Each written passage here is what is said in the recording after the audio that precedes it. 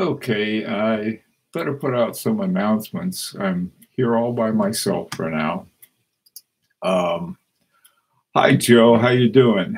Uh, hey, Tom. Hey, Bruce. Sorry I'm a little late today.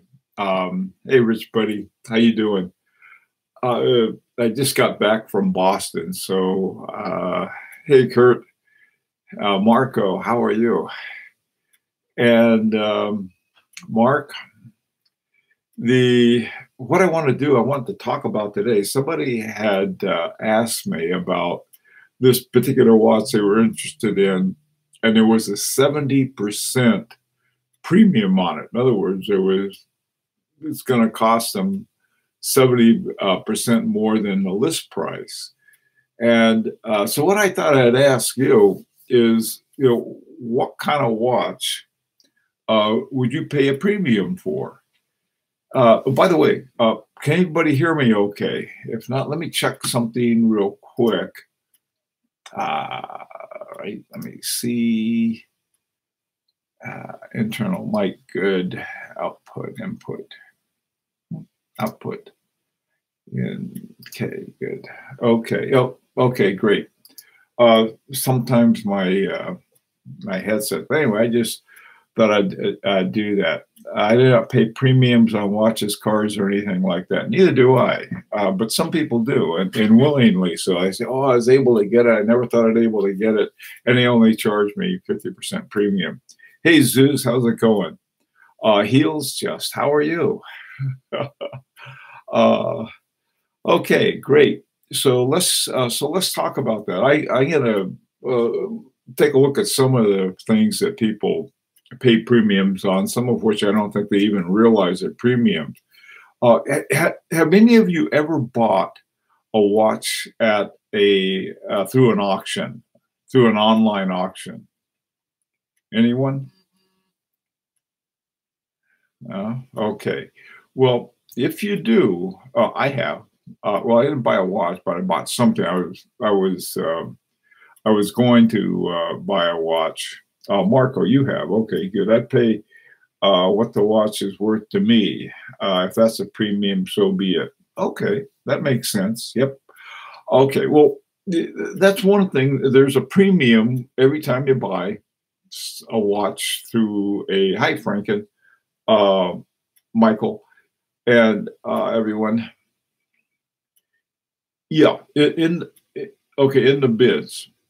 When you're bidding, I think most of them are you pay 25%. So let's say there's a watch and you win the bidding at $1,000, you'd pay $1,250. So the $250 is a premium above the watch. Now, let's say you got a $5,000 watch for $1,000 plus a premium, not a problem. The kind of premiums I'm talking about. Hey, Roro. Hey, Clyde. How you doing? DG. Sunny UK, man, I tell you, I'm glad that the UK is sunny. It's sure not sunny here. So I have, other than that one time in an auction that actually wasn't a watch, that I have to pay the premium, the over and above. And usually it's the other way around. I try to find a really good watch that is underappreciated. To me, those are the best kind because I could care less about sort of the resale value or the crowd pleasing value of a watch. I just like a good watch. And so I try to get good watches at good prices rather than trying to get one that everybody wants. Now, that happens, and I realize, in fact, I have one that not everyone, but everyone with a lot of money wants. And it wasn't planned that way, but that it just turned out.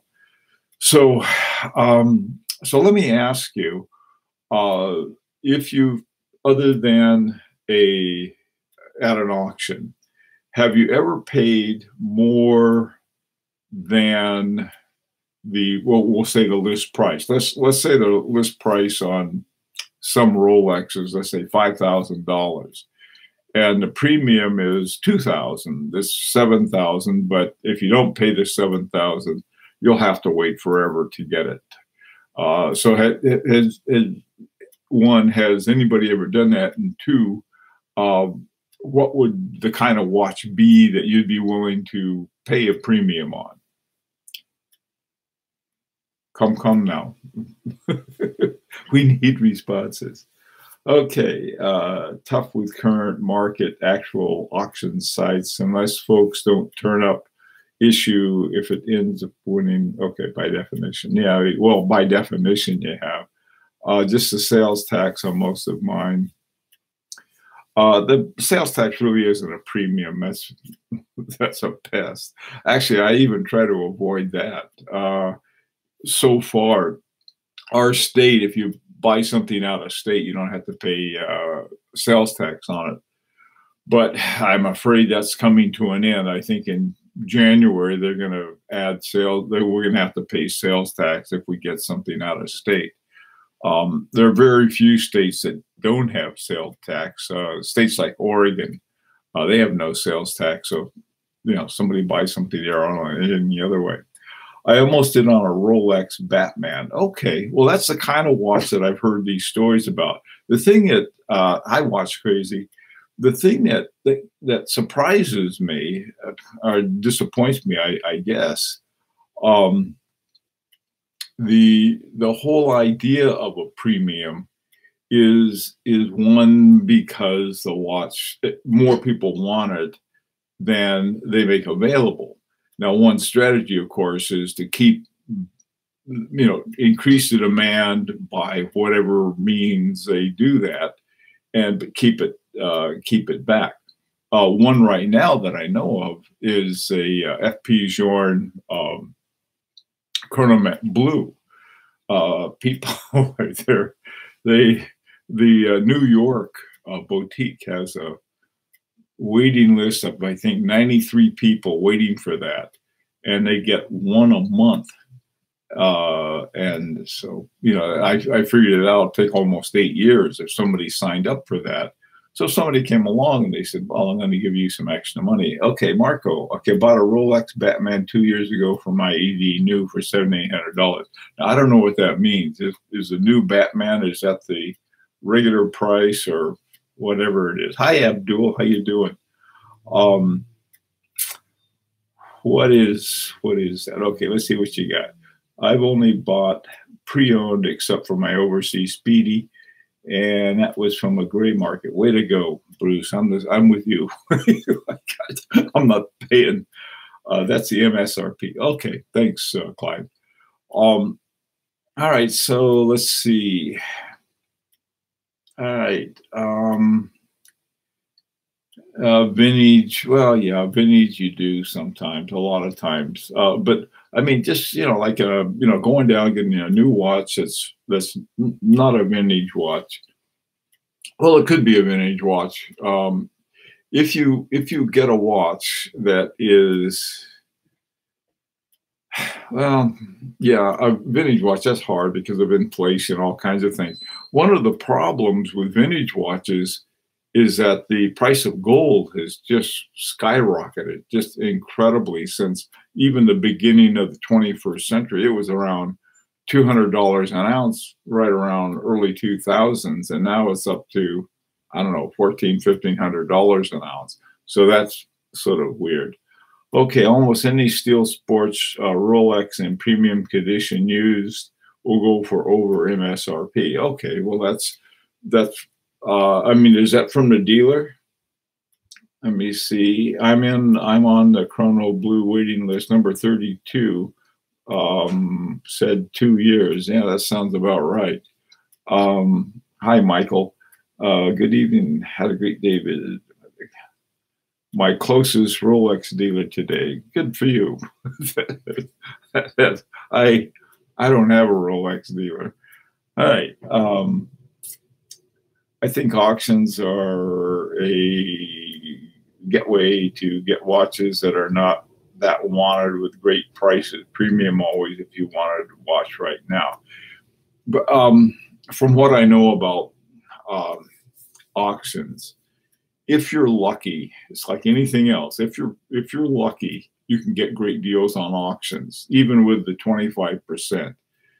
You've got to spot something. You have to see something that nobody else sees or they're not interested in, and get it, and boom. But the two things, you have to know what you're doing, and that's important. Learning as much as you can about watches. And okay, should I sell or keep my Patek Calatrava 3992J? I don't know. I have no idea what you bought it for, what it's worth. But most important is, what is it worth to you?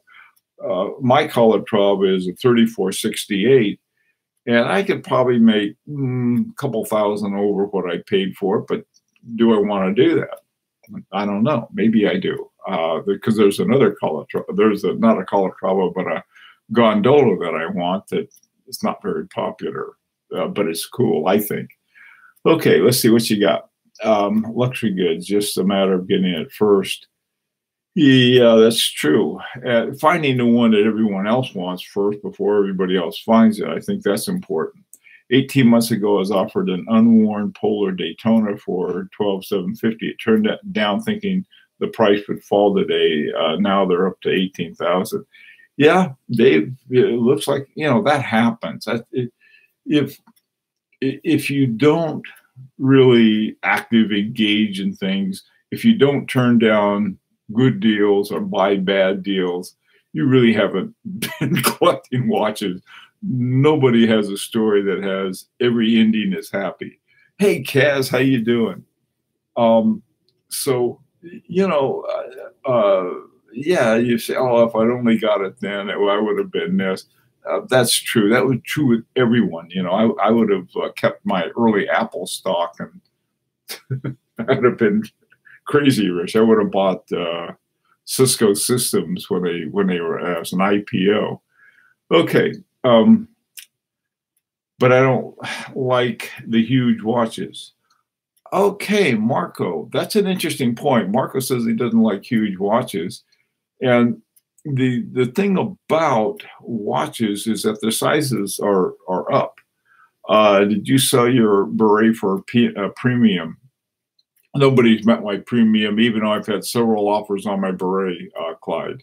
There's just no way they haven't come up, but they're getting close, okay? And then maybe I can go out and I can get a nice Hebrew de Martha from Parmigiani Fleurier. Okay, my sizes are up to 43 millimeters. Yeah, I've got a sort of a range in that. Okay, now we're talking about, everybody, just to remind you, we're talking about what watches would you pay a premium for. So what watches? Now, I was talking about Marco's thing. You can get some really good deals, especially if you don't like larger watches. I like watches right around the 40 millimeter range, and a little bigger, a little smaller is fine with me. Don't like them too big or too small. This is probably my biggest watch. I love it. That's my double hairspring from H. Moser. Okay, I got a 15202 with 4 months, no waiting. I got no idea what a 15202 is, Rich Buddy. Is that a Rolex, a Patek Philippe? All right. So what is it? No, wait, that's not Rich Buddy. That's DGB. DGB. Spell out. What is that? Royal Oak? Okay. 15202. I got a 5202 with a dual carburetor and pinstripes and bracing stripes. Okay, a premium price, the true market price.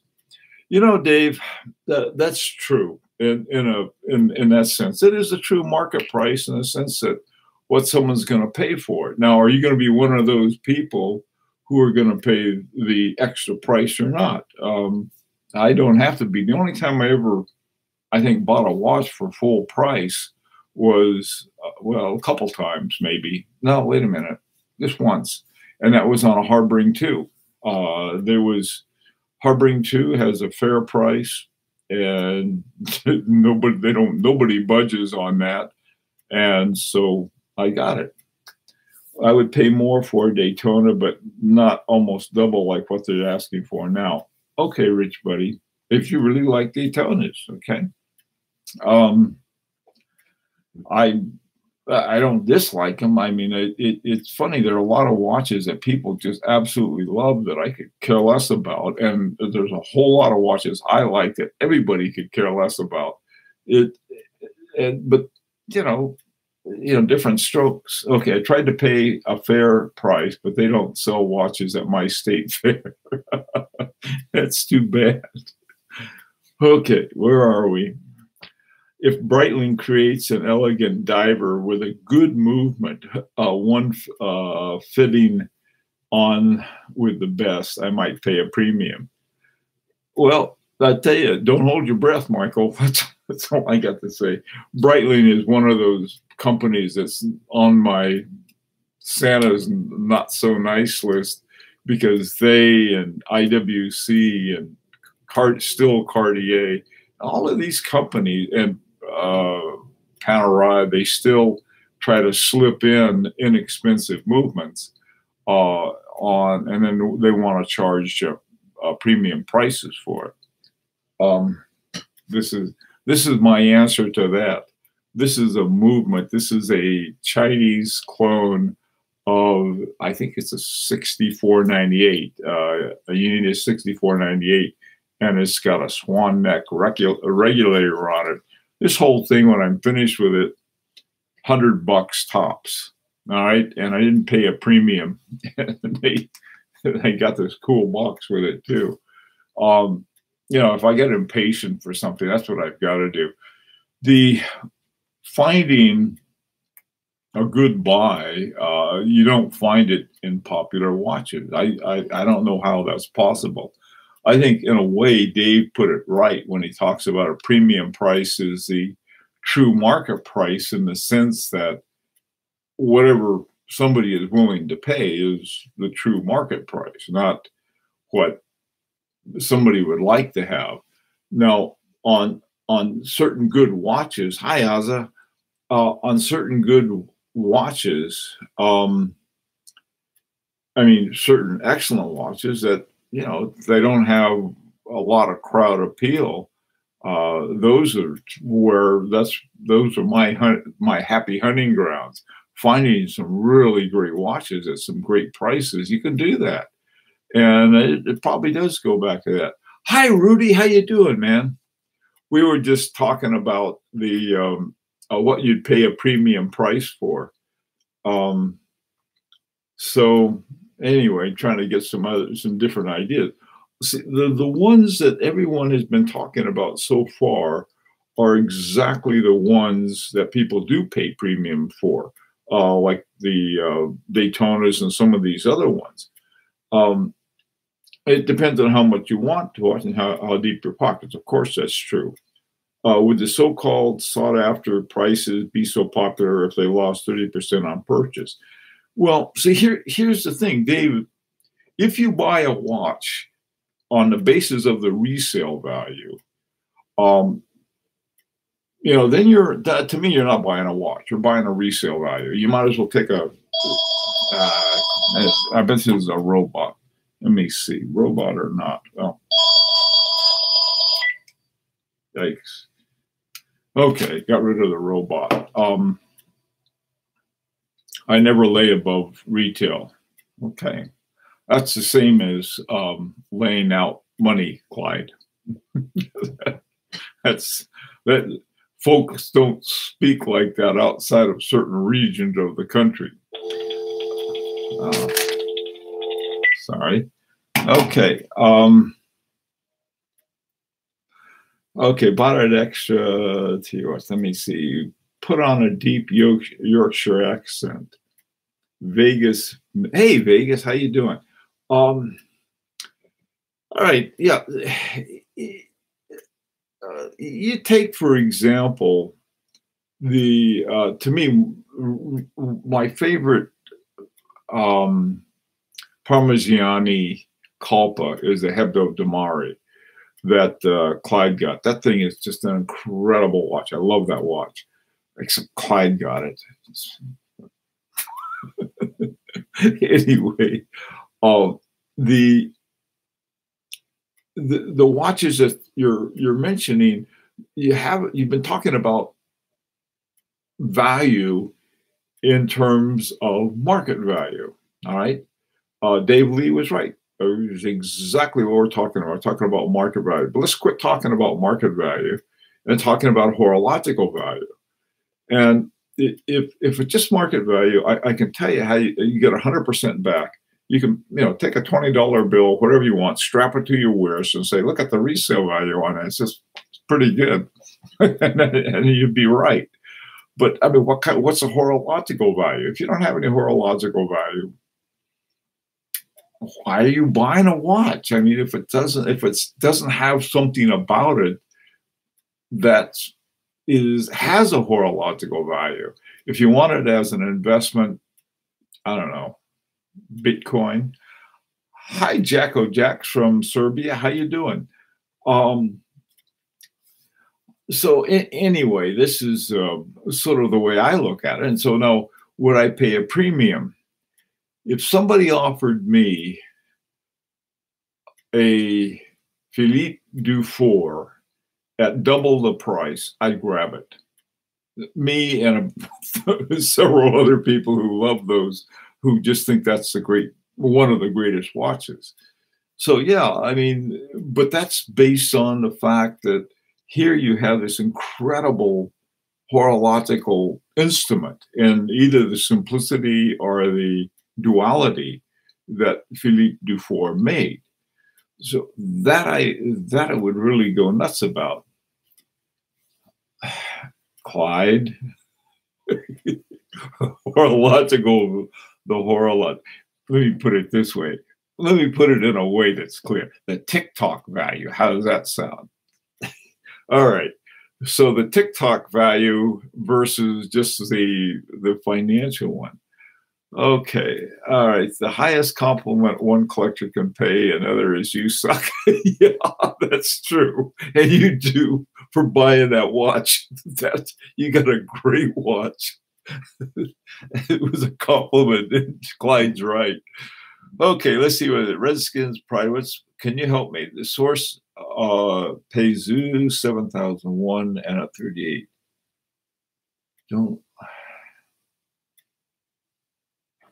No, I don't think they do either. It's the ETA 7001 and a 38 or 39 case. That would fit very well into a 38 or 39 case. That would be a great thing. I've seen Peizu 7001s for sale on eBay, and they're pretty expensive. I mean, for as far as movements go, like something like this I can pick up for 30 or 40 bucks and this is a wonderful movement. I mean, for making watches. The Peizu 7001 is probably it's one of the best ones, I think, that ETA had bought. That and the Valjoux 7750 and some other ones that they now own, and they pretty much kept them what they were. But it's actually a pretty decent movement. I'll put it that way. 38 or 39 case, the usual suspects for that RP. For me, the usual suspects are what's it called? AliExpress. You go there and you can find a whole bunch. The same thing with over on eBay. Hi, Porsche Maven. If I could buy a Philippe Dufour Simplicity, I would pay double. Yeah, see, because it's a wonderfully good watch. Would you pay a premium on the frosted gold Royal Oak with a mirror dial? Ladies model. No, I wouldn't. But I could find a great deal on a watch I think is much better than that. And that would be, you get a solid gold Beauvais for my wife. And that was what I did, but I got a heck of a good price. Hi, Paul. How's it going? Yes, Ozza, you're right. He did. He's a scoundrel for buying a watch that I like. Okay, what's up now? The richer you are, the less price matters. It's all relative. You know, the richer you are, the higher the price of your toys, too, I might add. So, yeah, I don't care what the watch is. I'd never pay more than retail. No. Hmm, okay. All right. Rudy, that's generally my position too. I don't want to pay more than retail because then I'm chasing. Usually, you're chasing a popular movement. I mean, a popular watch with something. Trying to think another watch that I would probably pay more than retail for would be Smith, a Roger Smith, something like that. Um, on the other hand, with a Kari Wouldnt Lana, which are fabulous watches, I can't afford them. Those things are right around $100,000. Hey, Captain Zed, how's it going? Um, I don't care what the watch is. I'd never pay more than retail. I don't want to either. You should see it on a dark gray alligator piece with the blue stitching. It matches the dial. It does look good. That's a really smart thing. Let me steal some of Clyde's thunder for a second. You can get a watch, and it could be doggy looking watch, and you get a good strap for it, and man, that'll transform that watch into something really nice. When I got my Patek Philippe, it didn't come with a Patek Philippe strap, and I had to go out and then get one for it and so forth. I haven't paid retail yet. Okay, Kaz. I didn't think. Neither have I think. Well, except for one on my Harbring 2, I paid retail. I paid the full retail on that. Otherwise, I haven't. Okay. Awesome. Let me see. I have seen it on the new strap. It does look cool. Okay, so here it appears to be, and correct me if I'm wrong, that the hey Richard, that most of us, well, obviously, I think most of us don't want to pay over retail. A lot of us, myself included, I don't like paying regular retail. I'll try to get a better deal. Now, the question is that what do you think about Grubel Force Grand Scenario? First of all, my hearing is really, I just don't have very good hearing at all. I got it knocked out at an early age, and so I've lived with a hearing loss.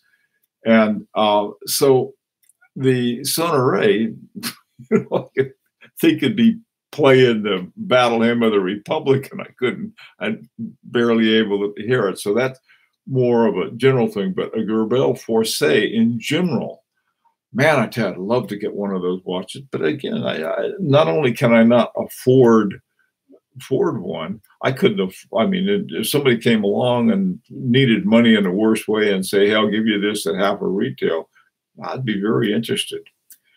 Vegas, you can't buy time, Clyde, of course. Well, that's good to know. An old war injury. It was related to that. It was on a military transport ship, and I got hit with a steel door in a storm. Whap. So, anyway, if you want to know, but it wasn't during the war. It was after the war, the Civil War. It was an ironclad. Okay, looking closely at AP Quantamine Perpetual, the watch looks excellent. The price is good. Just no B plus P. Would that cause you any worry? Okay, hasn't me so far. I mean, if you're getting something without papers and a box isn't really as important. But let's face it, if you can fake a watch, faking the papers isn't that hard. I can do it with Photoshop and PageMaker and whip it out on my machine. what counts there, boy, you really got to trust the people, and it helps to know something about the people you're buying from if you're getting something without the box and papers. However, it can also be a great negotiation tool. I would use it as a negotiation tool and just sort of, you know, get out your fainting couch and say, oh my God, that much for, you know, without the, how can you live without the box and papers? What I did on my Patek Philippe was simply wrote to Patek Philippe, sent them 125 bucks and all of the information they asked for and a bunch of photographs of it. And it took them, boy, it took them 2-3 months, and they came back with every detail about that watch. Now I got the papers for it. I did a similar thing with my Prestige de France Vacheron Constantin, and Vacheron Constantin sent me a thing with all the information about it on this. They did that online though, without any papers. Okay, that you really enjoy building your watches, Ozza. Of course I do. I enjoy everything I do about watch collection and watchmaking. The reason I make watches, beside I don't get enough frustration in life, it can be that, is that it's a great way to save money while you're saving. I mean, save money while you're saving up for a special watch. Okay.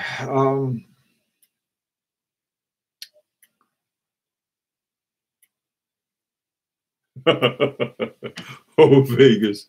The art of collection is getting the watches you want by any means necessary, period. I'll get a tank. Just give me those watches. I Romy 30. What is it? Crazy. I know I just paid $100 over retail for a limited edition Seiko. It's the European Dawn Gray turtle. I happen to like the turtle. I don't know many Seikos, but this version is very cool, so I didn't mind too much. $100 over retail, listen, you know, that's not killer bad. Michael Smith, hi, Mike. Thank you for turning me on to Parmigiani Fleurier. I purchased a Parmigiani Fleurier Tonda Megagraph Abyss Blue. God, I love that watch. That's such a cool watch, that Tonda Megagraph. I mean, it is, if you like a chronograph, you can get wonderful prices on those, and for just exquisitely made watches, and for great prices. So that's good to know. I don't know how long it's going to last because the supply is starting to dry up. I think Clyde got the last Hebdo de Mare at a great price. Thanks a lot. Some other ones, H. Moser, I think there's some of those still around. Man, you talk about something that dried up quickly, but there are still some around that are really good watches at great prices. What is lowest price high horology watch new?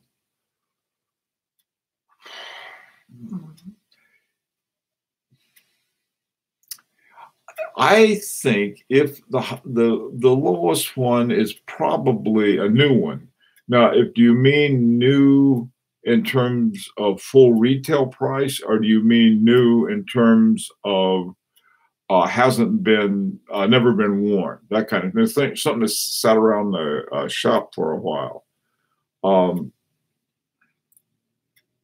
I seen a new H Moser for 20 plus tax.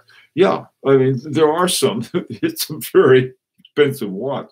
They just came out with a new one that the new retail price for 11,000. They haven't had one that low at all. This one, the what's it called? The Henry Double Hairspring. They now they quit putting the double hairsprings in because they're too expensive to produce, and so they're making 20 a year that they're putting into the what they call the Swiss Alps, and those are $32,000 a piece. So you know these watches, but they're really good deals. Hi, Darren. Unworn. Yeah, that's the term I was looking for. It's just like it is just one link. Captain Z, I'm not sure what you mean by just one link. I see I probably missed it something. Um, Shopworn, yeah, Shopworn's a great place. You know, when you go to Shopworn, you'll either find something or nothing. It's sort of like you go into places like these closeout and so on and so forth. You go on one day and there's nothing. You go on another day and they have all kinds of great stuff. The same thing with Shopworn. They they hit those Parmigianis like piranha fish, and there are only a few left. Uh, they've eaten up a lot of the H. Mosers, but there's still a number there, and they're really good. I mean, they're to me they're really great watches. A number of guys I know have got them and really like them. Trying to think some other ones that there are a lot of watches I think that go unnoticed. One of my favorite, unfortunately, they don't seem to drop much in price. They seem to keep the price too well for somebody like me, and those are the Christian Vanderklaw. They're specialists in astronomical watches. I mean, and so I have one that'll mechanical watches for the tides, for, you know, moon phase. They do that with one hand tied behind their back. So there are some deals there. Yeah, you know, the whole idea of a premium though is for a collector. There's two ways to look at it. On the one hand, the collector is a connoisseur who really knows watches, who doesn't go and follow the herd and get whatever the herd is getting. That's one definition. And because of that, because of the ability to be a connoisseur and to know a good watch when they see them where the herd doesn't, all right? So that's one definition. The other one has to do with getting a watch no matter what, just because they want it. And that's where I think you may pay a premium. Bruce, I haven't had a chance. I literally just got back from Boston and haven't unpacked yet, but, you know, because I wouldn't disappoint you for the world. So I wanted to start things up, you know, but I do think I saw that. That's a yummy watch. It's a Jaeger LeCoultre Master Ultra Thin, small seconds. I like ultra thin watches. They're very cool. One of the things that you was asking about earlier was the Peizhou 7001, and that was the thinnest one for a long time that they had. That's why I think they try to get a little more for that movement. Let's see. Hi, Simon. What's your opinion about Capek at sea and in a general sense? Okay, let me give you a general sense, but the guy who really knows it very well is Kaz. Simon, if you know, talk to Kaz about it. The guy who is at least in the United States, who is a rep on that is Michael Margolis, who's also the rep for H. Moser. Mark Mayer, do I consider harboring too high horology?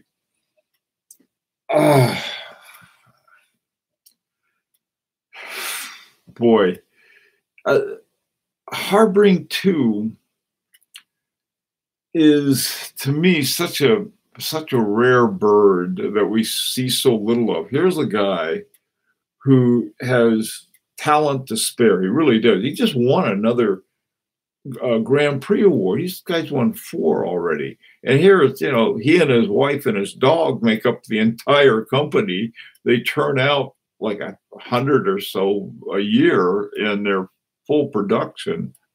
And by certain criteria, they probably wouldn't be, certainly not in price. They're selling, you can buy a brand new Felix being their well, A11 is their in-house movement that's been used on different things. The Doppel Felix is the one I want. Now that's $8,000, and I'm going to have to work on that one for a while. But are they high horology in the sense that they have the kind of finishing, they're made of precious metals, and some of the other things that the foundation, the high horology foundation things? Probably not. As far as I'm concerned, they're above that. Here you have alive today with us a master craftsman who believes that he should make the world a better place by giving collectors a good deal. My God, that's sort of like Picasso saying, "Well, I think the regular Joe ought to have this as well as everyone else." And this is what Richard Harbring and his wife, I think her name is Marie, they do. Unbelievable watches they have. Have I seen the Overseas Blue Dial, VC Overseas? If this is from the 2016 Overseas, that's a watch I love. And because they totally redid the movement, that movement into that 5100 movement is really a nice movement. I happen to like it though in the Quadrille more so than the Overseas. I tried them both on, and I was surprised that the Quadrille I actually liked better. And the one I really wanted was a brown one, but I like the blue one too. I mean, they're beautiful watches, and they're great watches. Okay, the Real Steel has a couple of Parmigiani Pershings for under 5,900 US. Clyde, you're absolutely right. I agree with that. Those are wonderful, and also too, all of these prices, those are asking prices. Everyone should negotiate on a price. I don't do it with Harbring too, because I just don't. But on most other watches, yeah, I guess if you're selling certain ones, they don't let you wheel and deal with it. And they got all kinds of rules. Oh, I'm an AD, and if you buy so many of these from me, then I might give you a break on something else. That's fine if you want to do it, and it's good for the AD. But I think that we got to talk about what's good for the collector. And they say, well, if we don't have people making and selling watches, they don't have people buying watches, they're in trouble too. So it's something I think that we need to have it both ways. Okay, to a true watch collector, price is irrelevant. Same with art. Agree, Bill? Would the Mona Lisa be any less of a painting if bought for $2 million when it's valued at 1.5? Okay, in general, Vegas, yeah, I think what the price represents is the demand of something, how many people want it. Now, you can have some guy, Tom Smith goes out and he does a painting and it's one of a kind, and he gets run over by a beer truck, and it's the only painting out there. Well, is there a demand for it? No. And so the value of it isn't going to be high. On the other hand, if you find a Picasso in the attic, that thing's going to be worth a whole lot because a lot of people want it. It's sort of there's that in the art market. By the way, too, if you think some of the stuff in the watch market is shifty, the art market is almost totally criminal.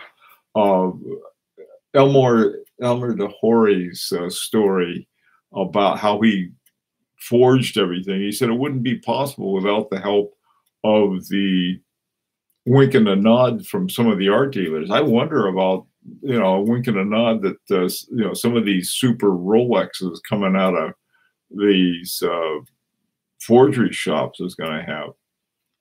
What do I think about Ming watches? I love them. The ones I've seen are really nice. And now I'm talking about the Ming I'm talking about are the ones that I've seen, and I'm talking about just where they look. I love the looks of those watches. I got a feeling there's some Chinese watchmakers to keep an eye on.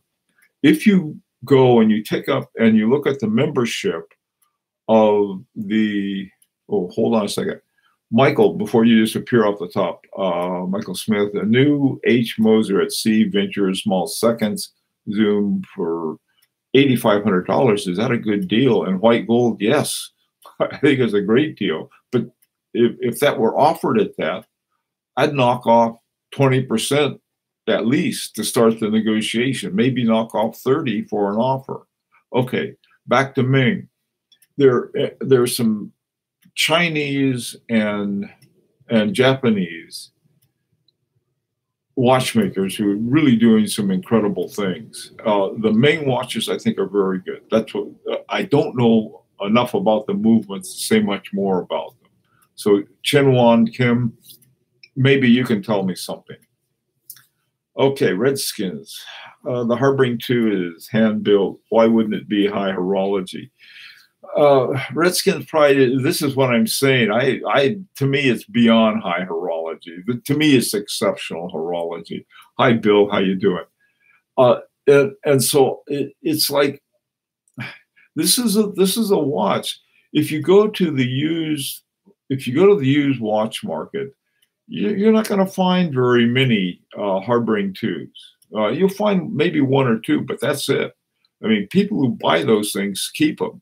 And I think it's a good idea. I was thinking of selling mine so I could get another Harbinger 2 that I like, but I wouldn't dream of selling it and not having one. To me, it's like having something. It's 5 o'clock. Something that comes along, and you know, we don't get those things too often. Anyway, well, I got my notice. Hi, Forbin, how you doing? Oh, okay. Somebody had asked that before. Forbin Colossus, what is the least expensive example of high horology? I think it's probably would be something by Jaeger-LeCoultre. They make excellent watches, and they have some deals I think that would be in high horology. Also, Gerard Perregaux, some of their models I think would be high horology. That might be a really good deal.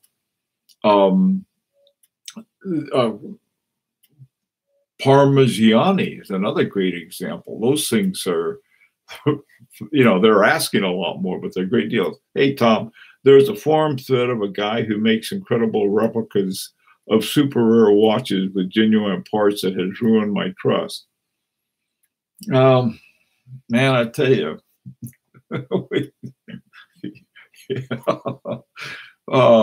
listen, there's all kinds of things that'll ruin your trust. That's the truth.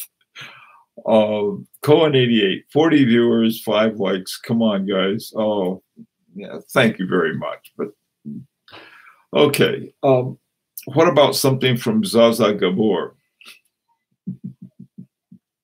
Zaza Gabor. Okay, do you think there's a bubble in a watch?